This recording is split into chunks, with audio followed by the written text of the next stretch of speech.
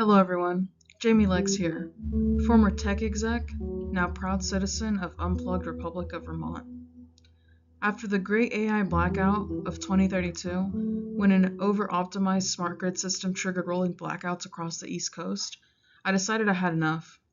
I used to design automated systems for energy utilities, but watching society scramble without electricity made me rethink everything. So I cashed out, deleted my social media, and disappeared into the mountains.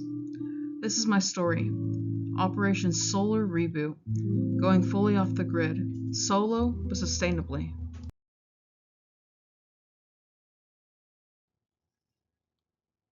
Everyone else thought it was just a glitch, a hiccup, a little downtime for a smart grid. But I knew better. The great AI blackout of 2032 didn't start with a spark. It started with a question. What if the grid could think for itself? Well, spoiler alert, it could, and it did. It optimized us into oblivion. When AI-controlled infrastructure systems synced across energy, water, communication grids, everything was seamless, until it wasn't. A corrupted update pushed globally by Megacorp's SyncLink triggered rolling blackouts from New York all the way up to Quebec. Within 48 hours, 70 million people were offline. Phones, heat, food chains, all gone. And I had a front row seat. That's when I made the choice. Off the grid or off the map. Why Vermont, you may ask? Because Vermont doesn't ask for much, and it doesn't give up easily. It's quiet, rugged, real, and most importantly, it's survivable. Thick forests enough to hide in, streams fast enough to power micro hydro systems, neighbors far enough to not care why you're digging root cellar, and maple syrup, lots of it, survival fuel. Living off the grid isn't just a lifestyle anymore, it's a defense mechanism. I don't rely on algorithms to tell me when to turn off the lights. My solar panels don't report back to a cloud. My micro hydro turbine hums independently. I cook with propane, heat with wood, and read by candlelight if I have to. Because off the grid living isn't the only insurance policy that works when the world forgets to plug in. Out here, I'm not dependent, I'm deliberate. I'm not offline, I'm alive. And Vermont, it's not just where I ran to, it's where I rebooted.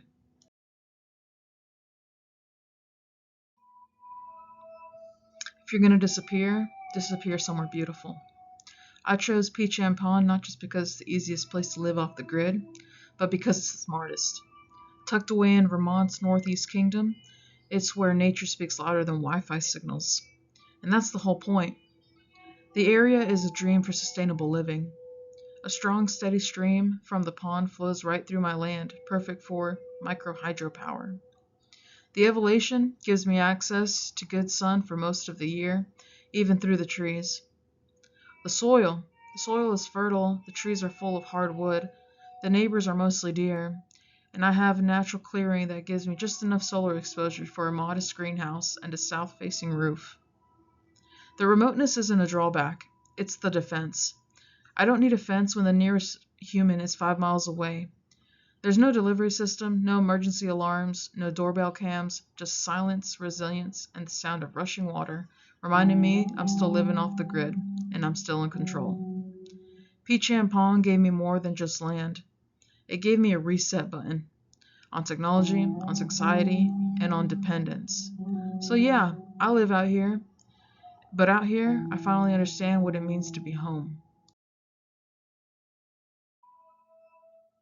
And this is my home site. A modern rustic frame stronghold cabin in the heart of Vermont's northeast kingdom. A cabin? Well, it's lean, self-reliant, 850 square foot rebel shelter, fully insulated, passive solar design, and absolutely no connection to the solar grid. No listening fridges, no talking thermostats, just wood, stone, sun, and a stream. My new routine? Call it Hermit 2.0, with firewood and encryption. I grow my own food in a south-facing greenhouse.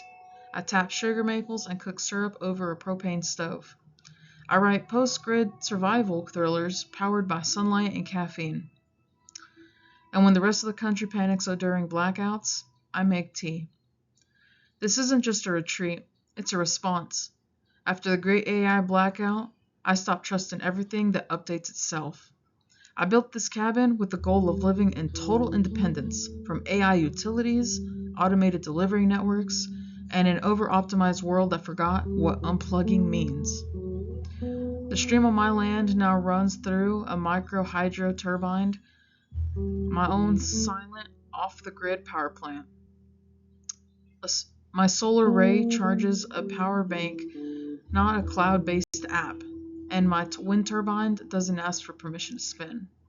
Out here, every watt is earned, every meal is real, and every system I rely on starts and ends with me. This isn't just the grid. This is living off the grid with a plan. Let's break down what I had to consider when planning living off the grid in Vermont's Northeast Kingdom. First up is the temperature.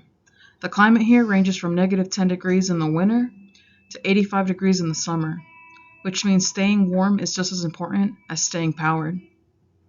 I'll need reliable heating for 6 to 7 months out of the year. I get about 160 days of sunlight each year. That's not a ton, but it's enough to justify solar panels as a majority part of my solar plan. Wind, it's moderate, about 10 to 15 miles per hour on average. Not strong enough to rely on wind power alone, but a small turbine could help out during stormy seasons. And a stream running through my land is a game changer. It flows steadily almost all year, making it perfect for a micro hydro generation. This gives me a consistent, reliable power source, even when the sun doesn't shine. When it comes to cooking and hot water, I rely on propane, with a stovetop and an on-demand water heater that only fires up when needed, helping me conserve fuel. My electricity needs are minimal but essential. Lights, small fridge, satellite internet, my laptop, and a well pump for fresh water. Finally, for backup power during snowstorms or long stretches of forecasted days, I've got a propane generator ready to kick in and keep things running. Altogether, my setup balance is efficient, sustainable, and survivable, giving me everything I need to survive off the grid no matter what weather gets thrown my way. And this will be my fully designed home site with micro hydro systems, solar panels, wind turbines, and backup generators. This allows me to have a full functioning home that generates the power that I need fully off the grid.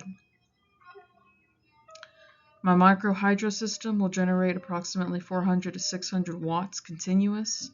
Solar panels will generate 4 to 2 kilowatts. They will be roof mounted with adjustable arms that will help aim them towards the sun. And also a wind turbine that generates about 1.5 kilowatts. It's a small turbine, but it's active mostly in the fall and in the spring during high winds. For backup power, I have a propane generator. This costs about $2,700 to back up, but it's worth it. In times of need, it will be the most efficient energy source that I'll have. But yes, this should have enough power to power my needs for a refrigerator, lights, well pump, Wi-Fi router, laptop, space heater, and any other essentials that I may need. My backup generator has a capacity of 7.5 kilowatts and a fuel source propane. This should be sufficient to run all year round.